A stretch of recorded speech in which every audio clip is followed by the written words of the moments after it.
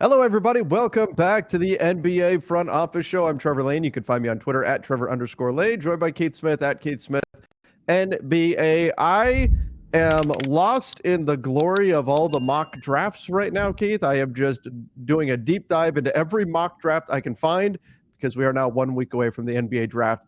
And I'm just getting more and more excited every single day. I'm like a kid getting closer and closer to Christmas. This is going to be absolutely amazing on draft night. I always want to say draft day, but draft night in the NBA. And I want to remind everybody, come join us live right here on the Front Office YouTube channel for draft night. We'll be breaking down every pick, talking through everything, all the trades, and we think there's going to be a lot of them. Keith, it's going to be a blast. Yeah, it's funny. Someone asked me, will you guys have one of those deals where you have it synced so you can watch it too? The answer is no. We'll probably both separately have the TV on but muted. Mm-hmm. But the reality is all the good stuff's going to come through Twitter, like, anywhere from a minute to, 5 minutes ahead of time anyway. So we'll probably be well ahead of the TV. So if you want a super spoiler free version, you may not want to watch live, right. But if you want to have a lot of fun with us and find out, just seconds ahead of time, just let us know. We'll have a lot of fun with that. And, we'll see you there. And we'll do obviously a bunch of breakdowns and analysis of, the draft picks, hopefully a whole bunch of trades too. And then we'll get into questions from the chat and everything like we always do. All right, let's get into our first topic. And what's that sound? I hear it's the Beal bells. It's the Beal bells. The Beal bells, the new sound effect here. From those who brought you the Simmons siren and the Kevin cannon, we have the Beal bells. And I cut it off before the music started so we don't get in trouble. That's right. Some of you may recognize where those bells are from, but nonetheless, Bradley Beal. Great song, by the way. Great Absolutely. song. Absolutely. Yes. An all-time classic. But Bradley Beal and real ones, let us know in the comments where exactly that's from if you know it. Yeah, but let us know.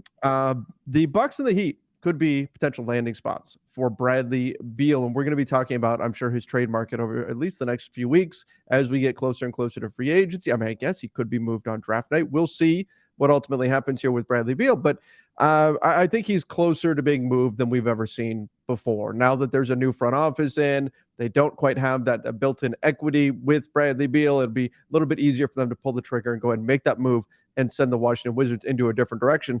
What do you think about these landing spots? I mean, Miami seems to be in the lead for him, but what about the Bucks? Do they make sense? I mean, the Bucks make sense from a filling a need. They could use another guy who can go get baskets. They've got, assuming they keep Brook Lopez, you've got the defensive kind of group around that can protect him and keep him, covered up for on that end. They've gotten by with lesser defenders at other times in the past. I think your challenge is how in the world do they get there? Mm-hmm. Right, with a salary match. It would almost have to be something where Chris Middleton, and wouldn't be to Washington because they would have no interest, but Chris Middleton to a third team via sign and trade, which either creates a big enough trade exception, probably unlikely, or just he goes and then that turns into a 3-team trade, and that's how Beal comes in that situation. And in case people are going to ask, like, wouldn't that hard cap them and all those things? It wouldn't, because they are acquiring Beal under contract. Right. Signing and trading a player away does not hard cap you. So that's the only way I can realistically see it getting there, because everything else involves, all right, here's 7 players piled together, and you'd have a team of Giannis and Beal and not much left, or Drew Holiday. That doesn't make sense either, right? Because then you'd be trading one need for another. So I don't know. I mean, it makes sense that they want him. How they get there, I'm just not sure. And remember, Brook Lopez is a free agent as well, so this could impact his future if they decide to pursue Bradley Beal. But the other piece to this is that Beal's no trade clause transfers over. Yeah. And, as much as we talked about Zion yesterday, and we'll talk about him again a little bit more today, but we talked about Zion and how, look, realistically, he's one injury away from, I mean, I never want to say anybody's untradeable in the NBA, but he would be very difficult to move. One more injury, and I mean, this is why the Pelicans maybe should consider moving him for the number 2 pick. It's because if he has one more injury, his value is going to go down significantly. Bradley Beal has been very injury prone as well. Yeah. So with a no trade clause, on his contract, if say the Bucks were to get him and he gets hurt next year, you could really be stuck. It could be very difficult to move him. And so that's something that they have to consider as well. I think you have to remember the downside with a Bradley Beal trade. That's why I don't think that his trade value is going to be what his production on the floor would suggest it could be. Yeah, I completely agree. I think so. Let's talk about that no trade clause a minute, because this is something that, and unfortunately, I think I put you down the wrong path on this, because it used to be a no trade clause. You could use it once, and then that was it. Now it carries over to his new team. So Beal he has full control over this process to an extent, right? He can certainly kill any deal. But if he goes to Milwaukee, Miami, whoever, he can then kill that deal too and say, no, I'm not, I'm not going from there. If it's, a year from now, 2 years from now, final year of his contract or whatever, he could kill the deal then too. And given this is a guy who part of the reason he pushed and got the no trade clause was he's never wanted to be traded from Washington, right? He's always wanted to kind of be the guy there. My guess is that would come into play again. He probably is looking at this as wherever I go, that's probably it, right? I want to finish my career with that team. So that's a big part of this as well. Related to the value, it's something Brian Windhorst brought up, and I saw some people kind of killing him a little bit on social media about it, where he said it's just not going to be the monster return. I think we go through these cycles, right, where folks get into Donovan Mitchell returned, bunch of good players and a whole bunch of picks, and Rudy Gobert, big contract, not everybody thought that was a good contract, and again, couple players and a whole bunch of picks and all that. Well, it's a different situation. One, we're talking way more money than Mitchell or Gobert for Beal. And we're also talking, again, neither Mitchell or Gobert, Mitchell also far younger, and neither one of those guys had any kind of injury history that you're worried about. We said it in yesterday's show. Beal's played 90 games over the past 2 seasons. That's not good. No. That's basically 2 half seasons. And yes, we understand there's some pricing in there of he probably could have played, but the Wizards weren't good, so they held him out.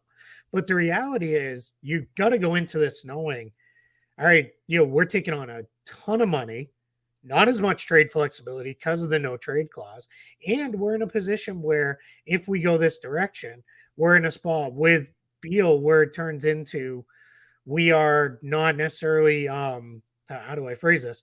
We're not necessarily locking into a guy who's going to be here for 75, 80 games each season, right? Like he may miss, a good chunk of time. So that's all countered by what I said yesterday, still a 20 to 30 point per game scorer, somewhere in that range, depending on volume. Efficiency is still really, really good. Shot over 50% last season. Good 3-point shooter, better than people realize as a playmaker. So, you put all that stuff together and he's not a negative value where it's like the Wizards are going to have to trade picks to dump him. But you're not returning the Mitchell Gobert package. This is going to be more like the traditional star trade where it's like, wow, that's not as much as I thought because of the other things that we mentioned that are negatives. And I think a lot of teams see what was given up for Gobert as a mistake. And I think that, that was the sense at the time. And what's happened since then is only confirmation of that it was too much, that it was a mistake, that the Wolves blew it, that they shouldn't have given up as much as they did. And especially given what we've seen Walker Kessler doing now in Utah, that's only been confirmed even further. So Walker Kessler. What's that? Team USA Walker Kessler. That's right. I can't wait, Keith. I saw that Team USA with each addition to that roster. I'm like, God, that's going to be so much fun to watch that. Yeah, it's not going to be the walk in and expect to win every game by 20 Team USA. That I think now we're fully in. They save that for the Olympics, hopefully kind of deal. But I do think this is going to be a really fun team. It's a younger team than usual, which is a lot of fun too. So yeah, I'm super excited for it as well. Yeah, that's going to be a blast. But all right, let's talk a little bit about Miami. We talked about it a bit yesterday. Tyler Hero plus in order to get Bradley Beal. Maybe that makes some sense because you're kind of trading out a like for like in Hero and Beal. I put the two of them together, Heel. um, And but that guy exists, Buddy Healed. that's right, Almost, Buddy right? Healed. But Trevor, breaking news: 3-team trade. Healed, hero, Beal. oh my gosh. All moving around. At that point, I would just walk off and I would say, Keith, Yeah, you you handle at that this. point they become Buddy, Bradley, and Tyler, Yeah, right? right. So the Heat do make sense as a landing spot. With the new CBA, you always got to keep an eye on their future salaries, but Yeah, they do seem to be a team that kind of says, you know what, we'll flirt with danger here, and we have to be close to that we'll figure line. it We're out. okay with that. Yep. And Hero he's only 23, right? So because he came in very young, his contract not bad for what he is as a player. He's like you said, he's kind of basically like Bradley Beal, right? He's a scorer and playmaker, and does a lot of what Bradley Beal does, which is partially why I would say, like, do you need to do this if you're Miami? Like, you already Mhm. have the younger guy on a better contract. But I get it, right? It's Bradley Beal, and if you think I did have people say, why wouldn't they want both? You just can't really play them both. It'd just be, one. There's only one basketball, so that becomes an issue. And the other thing is too, like yeah, Butler's a great defender. Bam Adebayo, maybe the best defensive player in the league. But your challenge comes, you have to put so much defense to play both of them, and then it just becomes overkill at two guys who basically play the same position. Mhm. So I don't think that'd be the case. Now for Washington, right? I think ideally the goal here would be, let's wipe the books clean, right? Let's get out of all this salary. Let's go, into whatever we're going into. But I think in this case, I could be talked into, well, somebody still needs to score points, right? Somebody still Yeah. needs to be on the roster. So if you could get Hero, sure. And that's a way too for the Heat where it's like, hey, we gave you Hero plus whatever it needed to be to match salary, and we're not giving you anything else, right? Because that's already good enough. We're not also giving up draft picks and other things to get there. So we'll see. Or the Heat could go the Kyle Lowry route, right? If they wanted to, that would be the primary salary match, plus maybe a Duncan Robinson in a deal, something like that, and then maybe that turns into Washington either says, all right, let's figure it out to waive these guys, waive and stretch, or just move them on. Robinson, they could probably just keep and figure it out from there. But yeah, I mean, a lot of interesting combinations with that one too. If I had to guess right now, just because it's been years of reported interest, I would bet on the Heat, but I don't feel super great about that by any means. Yeah, I agree. I think the Heat should be the favorite right now, but my goodness, Kate, the trade talks around the NBA are flying. The Yeah. draft rumors are flying. Some of it's smoke, some of it's real. Like some of it's fire. Right? All of this could change with one phone call. So Yep. I wouldn't feel comfortable putting money on any of it at this point because you just never know how things are going to. It takes one team making a move to shift everything within this marketplace. So we'll see ultimately how this all plays out. But I would be surprised at this point if Bradley Beal was on the Wizards to start next season. Oh yeah, 100%. I'll be shocked if he's a Yeah. Wizard to open next year. Just because just interesting. I know you get these same emails I get from the various betting companies, Mm-hmm. and this is just one of them. And they're not an advertiser, so I won't say who it's necessarily from. And you can find it out there. It's probably similar everywhere else. The Heat are the favorite. Yeah. If the way they phrase these things, Bradley Beal next team. If not Washington Wizards, Miami's a pretty decent size favorite. Celtics are second, but there's a lot of reporting. Jake Fisher had this, Yeah. and a handful of others. Boston's not interested. Their goal is get Jaylen Brown extended. Now, to your point, if on July 1st, let's say Bradley Beal is still a Wizard and Jaylen Brown says, yeah, I'm good, I'm not going to sign the extension. Well, That now we're changes in a everything. completely different world, right? To paraphrase one of our very favorite movies, but we're a long way from where we were this morning, right? So It's a different world than it was 30 seconds yep, ago. that's it. Enjoy your So I love it. pancakes. Yeah, enjoy your pancakes. So it's it's one of those things. I'm gonna make sure I eat pancakes next Thursday morning. I know. I just Oh, I have to decided do that. for sure.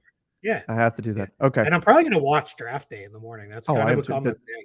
Yeah. Me too. Well, I It's well I been a stay must. locked in on Twitter, then I watch draft day We on the side. really need an NBA version of this. Yes, Come on, hundred Hollywood. Let's percent. get this done. We Yeah. need an NBA version of People seem to draft day. like Hair. That's not exactly what it was, but people seem to really Yeah, enjoy that movie. So, yeah. let's We're get a seeing more GM. NBA like in film, like Yeah. Hustle with that Adam Sandler movie, Mhm. and then Bo Yeah. Cruz and all that kind of like we're Yeah. seeing a little bit more. Let's Yeah. get a behind the scenes. Did you see There the it is. clip that was going around from the NFL of the Cardinals trading the number 3 pick?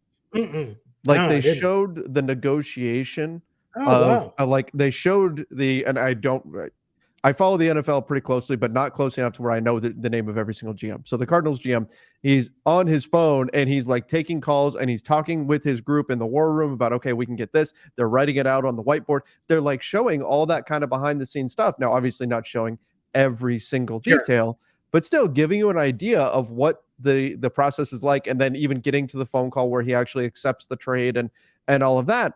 Um, People love that kind of stuff. People love it when the curtain gets pulled back and you get to see what's going on and what that really looks like. If you could create a draft day movie for the NBA, I don't know if it would be a commercial success, but I would go see the hell out of that movie. Man, and get like cameos in there from like Oh Woj yeah. and Shams where they're Yep. like doing stuff and Our you get show. right, yeah, that's it. Yeah.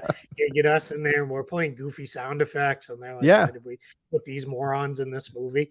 So it'd be man, I'm all about it. Hey, you trust me, if they make that, I'm going day one. I'm gonna push to try to get us to the Hollywood premiere Oh yeah. of that movie. Like I will do everything I can to get there, which is not very much because I don't have those kind of connections.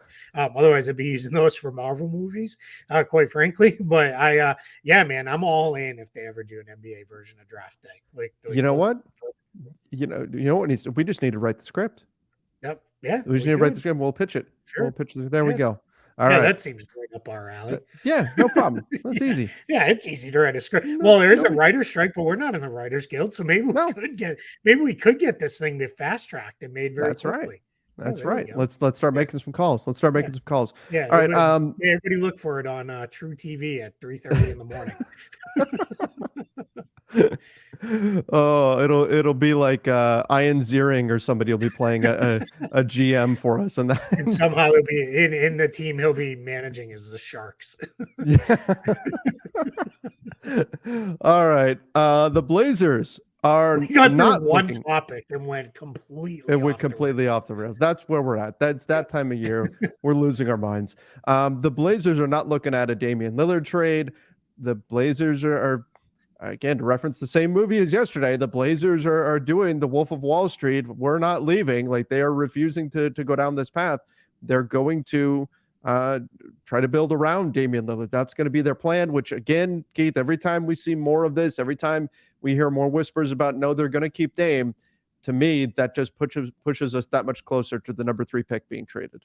I completely agree. I think, I don't know, I'd put it like 80-20 Dame stays, number 3 pick gets traded. And that might even be too low. It might be more like 90-10, 95-5, something in those ranges. Everybody, you're not even getting whispers of a Damian Lillard trade. It's like everybody's tripping over themselves to say the same thing of they're not trading him. And everybody's adding little bits of color, right? Some are they're really looking at trading the 3 pick. Others are they're going to re-sign Jeremy Grant.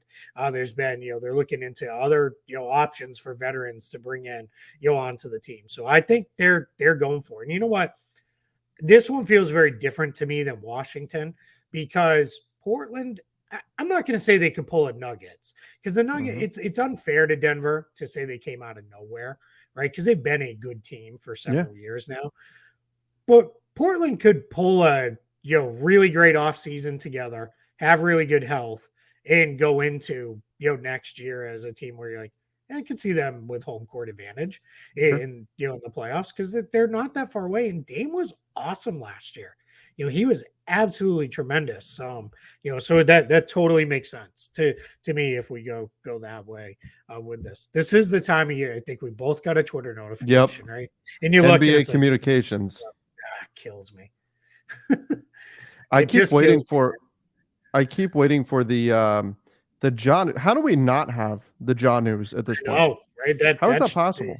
I gotta imagine it's coming in the next couple of days or early next week. Because if you think about it, wouldn't you want the Grizzlies to be just from a fairness standpoint, I'd want the Grizzlies to know, like, what are we doing as we start the real building of our roster for next year, right? Because I would want to know in the draft, like, should we be looking at a point guard because we don't have ours for? And I get it, they have Tyus Jones, who I've said repeatedly is the best backup point guard in the NBA, but you need somebody else because Jaw's going to be out for some length of time, right? So you just got to let them know. So if it's not, I'm starting to wonder if this becomes like a Friday news dump, like Friday afternoon. Here's the Jaw suspension. See You're you calling later. your shot here. So could be. So the Grizzlies are one of the teams that's been rumored to be trying to move up in the draft too. Yeah. Interesting. Yeah. Interesting. All right. The Grizzlies are in a spot. I know we're not talking Grizzlies right now, but just since you brought it up, Sure. they are in a spot where they really need to look at doing some form of consolidation where it is like not a big one, right? It doesn't need to be one of the big name guys, but just, 2, 3, 4 of those guys, maybe a draft pick, and go get somebody, right? If whether that's like OG Anunoby and I'm only bringing him up because they were rumored to be in on him last year at the trade deadline, but somebody like that, right? Go get that guy who really finishes out your roster. And I know it's hard for them to turn away from the guys they've drafted because they've done so well drafting and developing players over the last several years. But at some point, you have to, right? Because you can't roster everybody. So that becomes a issue. You certainly can't pay everyone. So they've got some stuff to do. That's when I wrote their offseason outlook for Spot Track. That was one of the things I talked about was it's probably time to not go super all in and make the massive home run trade, but go push quite a bit in to give up some stuff and go make something happen. Yeah, that's probably what we're going to see the Grizzlies try to do, especially, they were the 2 seed last year, but didn't quite have the firepower, didn't even get out of the first round. So what do they do this summer? I think we're going to see something from them, something significant coming from them. Zion, we got some news on Zion Williamson's contract coming from Brian Windhorst about it now being non-guaranteed. What's the portion of this deal that is now non-guaranteed? What is this situation now? Yeah, we don't know those details yet. So we knew, much like Joel Embiid with the Sixers, Jonathan Isaac with the Magic, that Zion Williamson's contract had a whole bunch of criteria in there where if he didn't meet different versions of this criteria, his contract would tick over to some level being non-guaranteed or partially guaranteed. My guess, and let me emphasize, guess, is that it'll probably look similar to what Jonathan Isaac's looked like, where it'll be first couple of years remain fully guaranteed. Then there's probably a pretty heavy partial, then maybe like a half guaranteed, and then a probably non-guaranteed at the end. That's just strictly a guess. I really don't know on this. The reason why those come up is because the goal is for the Pelicans, if he can't get healthy and can't get on the floor, we can get out of it. Here's the challenge that I think people see those things and then they get all like, oh my God, Zion was supposed to make 30 million. Now he's only making 15 or whatever. That is not how this works. No. Even if it's partially guaranteed for 15, as long as he's on the roster, 30 it's 33 and change, but 33 is the number that counts, right? That is the number that matters. It's the full number. You only achieve any of these savings if you waive the player, which is part of the reason why Joel Embiid never got waived, because it would have had to have been Joel Embiid is never going to play, right? Like it's not going to happen. And Philly moved on. Same thing with Jonathan Isaac. Now that one's probably getting slightly closer to the realization because he has had, so many injuries on top of each other, including, made it back for a very brief period last year and then was out again. But for now, Zion, this is good news for a team, Pelicans or otherwise, that, hey, we're a little protected down the line if things really go south, but this is not going to matter for the next couple of years.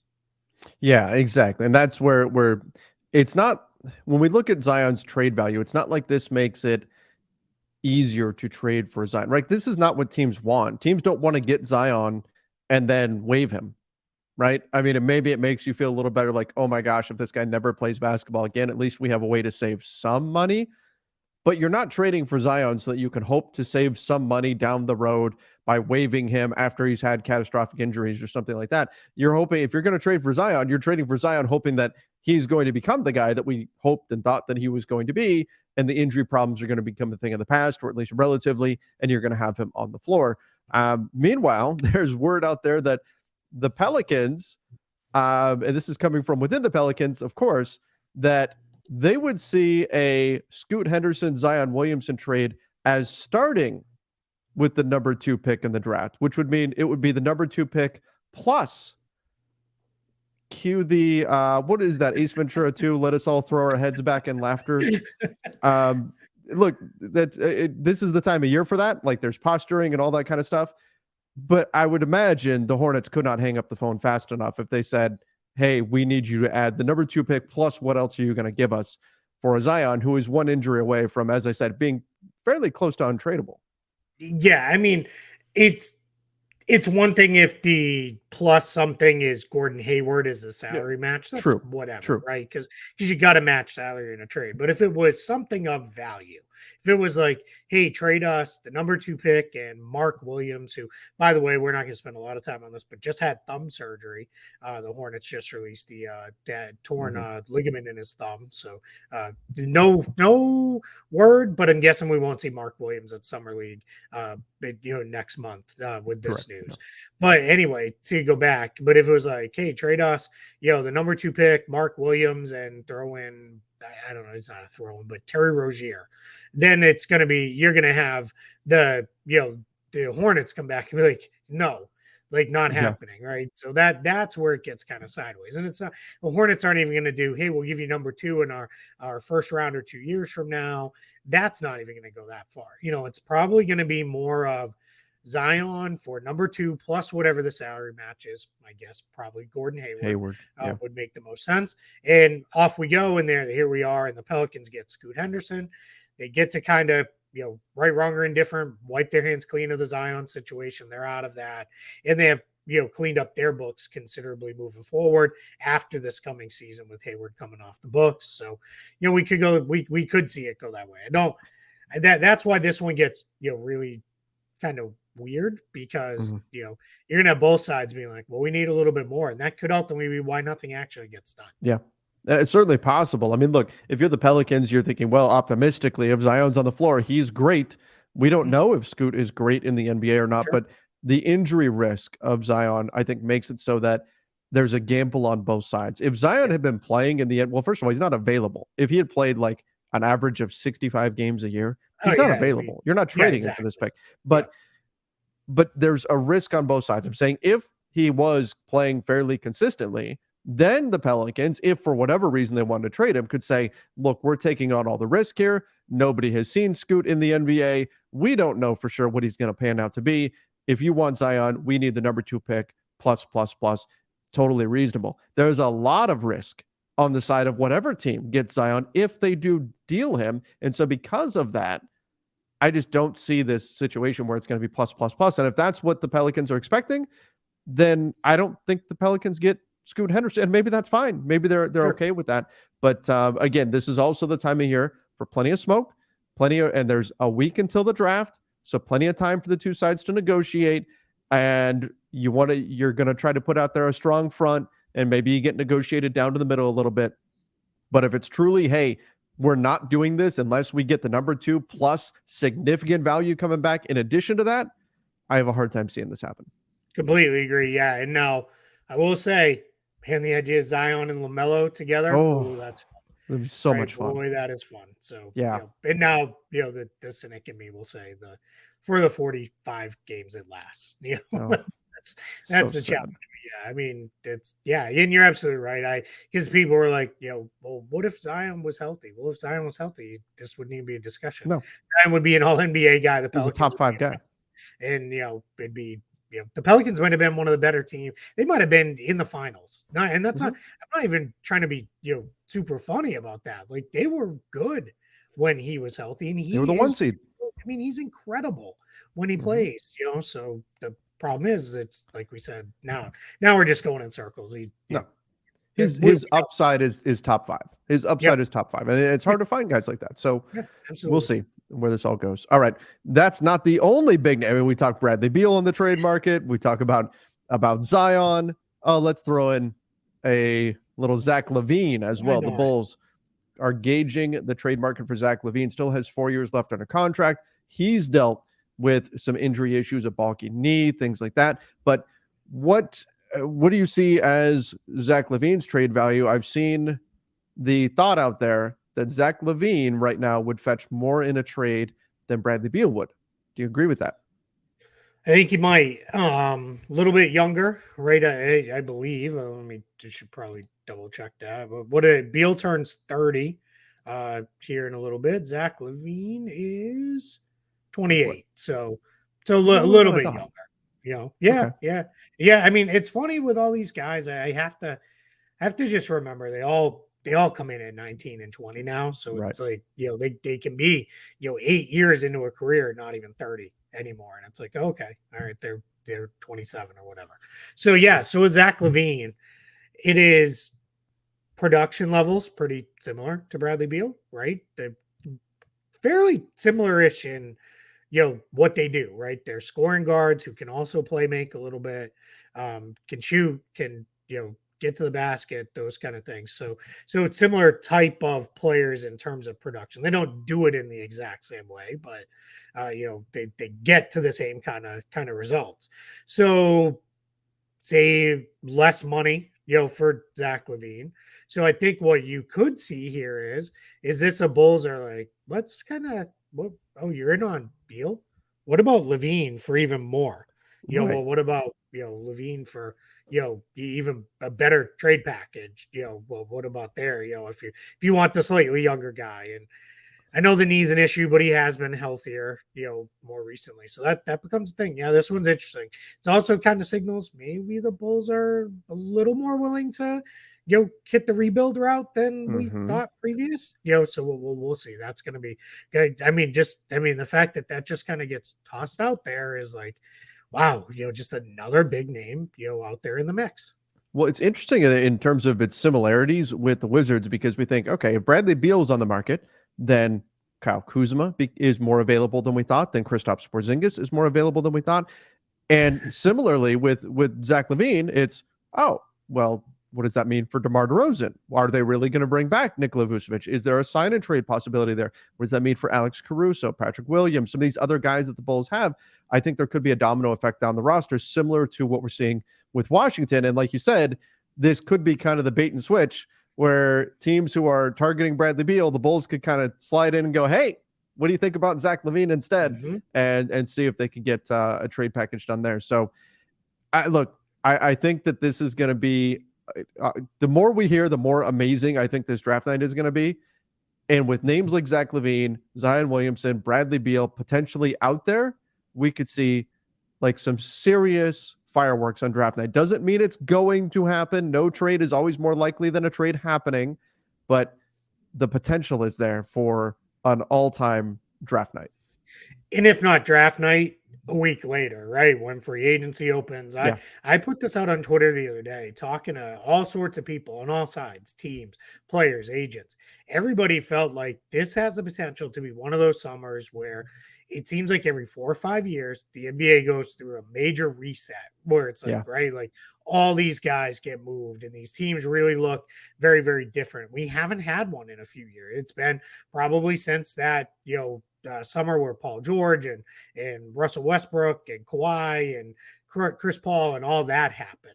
So what the kind of belief is as you look around the league is we're probably primed and ready for a big summer like that, Mm-hmm. and we're in a position where there's a handful of teams with cap space, but it's not a great free agent class. So that turns into, well, if you want to make improvements, that becomes trades, and that could be where we see, all this stuff get done. And trades are becoming far more the way as more guys do extensions and Yep. lock in and those kind of things.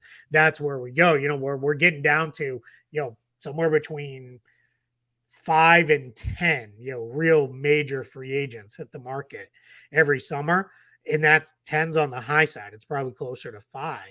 And then everything else gets done via trade. So I think, I think we're in for, I think it'll start draft night, and I think it's going to continue all the way through that first week or so of July. Keith, it's the equivalent of the 50-year storm in Point Break. It's the 5-year off season that comes around every once in a while. This massive storm of activity, and that could be happening this year. All right, let's move on. We just have a few topics. AC/DC, we talked Point Break. People are gonna be like, these dudes are old. We are definitely locked into the 80s. On my last Lakers Nation show, or a couple of shows ago, I made a reference to the Zach Morris cell phone. Oh man, Yeah, like the brick. we're living that life right now. The 76ers rumored to be potentially out on Fred VanVleet, even if James Harden does not return. They had been listed as maybe a landing spot for him because of the Nick Nurse connection, but sounds like that's not the direction they're going to want to go. Instead, that if they do lose James Harden, they might try to move on from a player like Tobias Harris, something like that, and try to truly reset things rather than add a player like Fred VanVleet. Yeah, I think you lose James Harden, you just hand the wheel to Tyrese Maxey and say you're the guy now. You're going to run the offense instead of playing in this, sometimes on ball but mostly off ball role. We're going to put you on ball, which is what we drafted you to be. You've proven you can do all of it, so let's go. You're our guy moving forward. I think VanVleet, that seems to me much like people have tried to connect the VanVleet to Orlando dots because of Jeff Weltman being there. I think this is trying to connect the VanVleet to Philadelphia dots because of Nick Nurse, and I just don't know that it's really a thing. Yeah. All right. The Mavs could also be moving back in the draft. We've been talking about how the Mavs pick, along with the Blazers pick, are probably the two most likely picks in the draft to move. If they could land a piece like John Collins, apparently there were discussions that went anywhere, but Davis Bertans and 10 for John Collins and 15 in a deal with the Atlanta Hawks.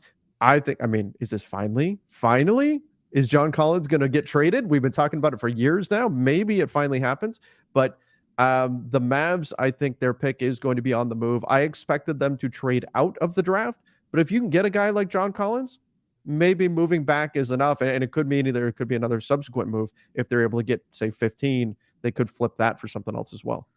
Yeah, I mean, give me John Collins on this team all day long. If that's all it took was Davis Bertans and moving back 5 picks, like done.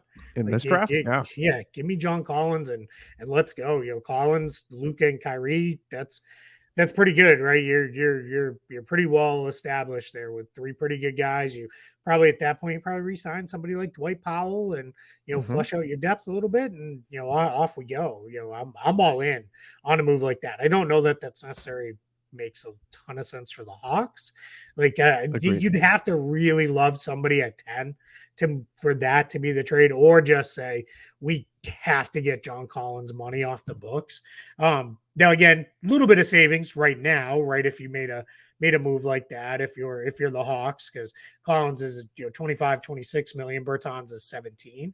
The big savings would be the next year, which is he's got one of those kind of Josh Hart type situations where he's got a player option, but then the contract is only very partially guaranteed, 5 million out of the 16 million. So he'd need to play 75% of games next year.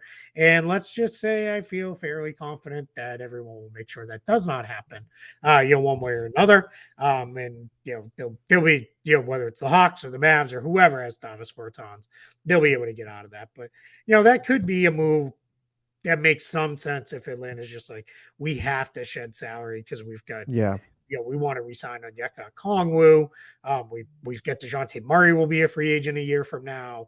Like we've got to figure all this stuff out. We can't have 10 guys who are all making $20-ish million on the roster. So that turns into let's probably think about moving Collins in a trade like this that doesn't look that great. But I'd try to do better if I was Atlanta. But I also really like John Collins, probably more than most.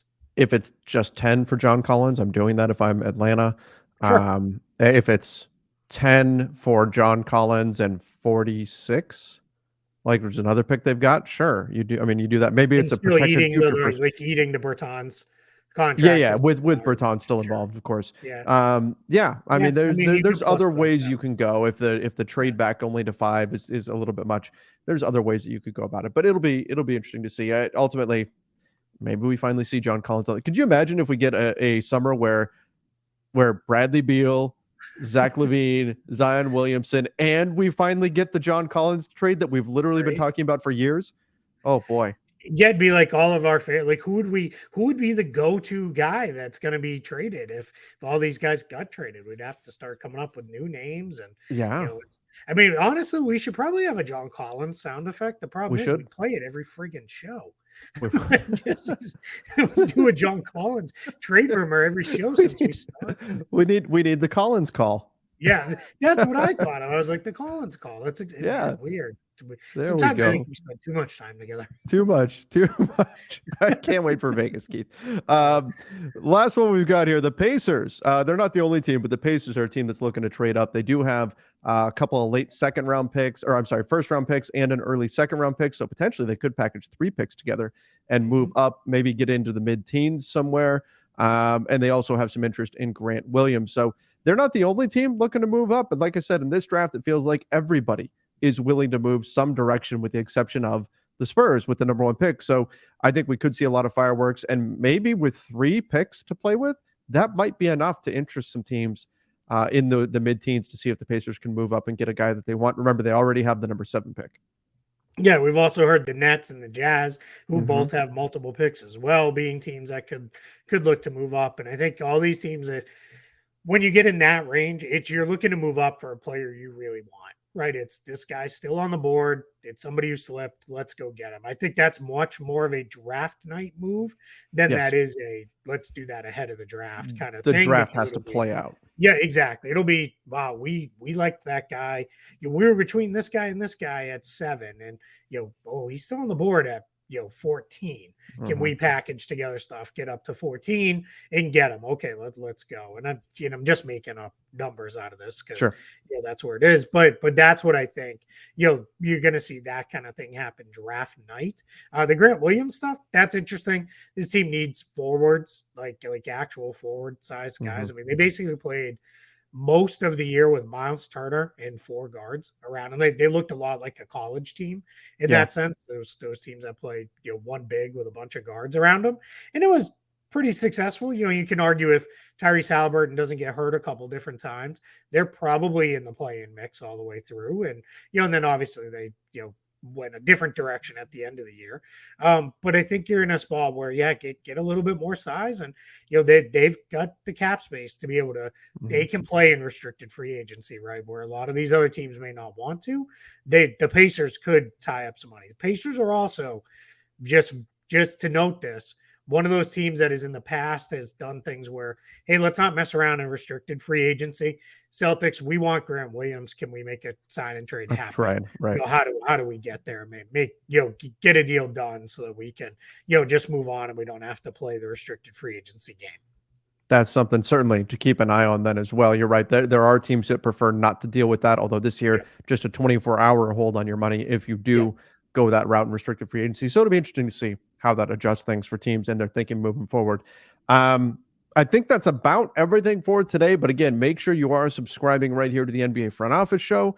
I do have Sean Davis did a draft sleeper video that I'll put out a little later today as well. He's got some draft content to do. He'll be joining us, of course, on draft night to help break down every pick. We've got a lot of stuff coming up. So make sure you are subscribing to the NBA Front Office YouTube channel. Don't forget to follow us over on Apple Podcasts, Spotify, wherever it is that you listen to podcasts. Say, guys, if a Beal trade happens, we will come back and do a show. We'll come back and do a show later in the day if a major trade goes down anytime between now. I mean, it's a week to the draft. So we're now it's, anytime the phone buzzes, we're going to jump and take a look at whatever it is. If there's a major trade, we will come back and do a show, later that same day, provided that we can. If it's a more minor trade, we'll probably hit on it the next day. But if it's a superstar trade, you guys know, I mean, we broke down Kevin Durant at 1 in the morning. And we'll continue to keep pushing with those kind of things. So look for that if one happens. So let's all keep our fingers crossed. So we have to go back to work for an extra show because those were a lot of fun too. Absolutely. So again, make sure you are subscribing. Till next time, stay safe and see you.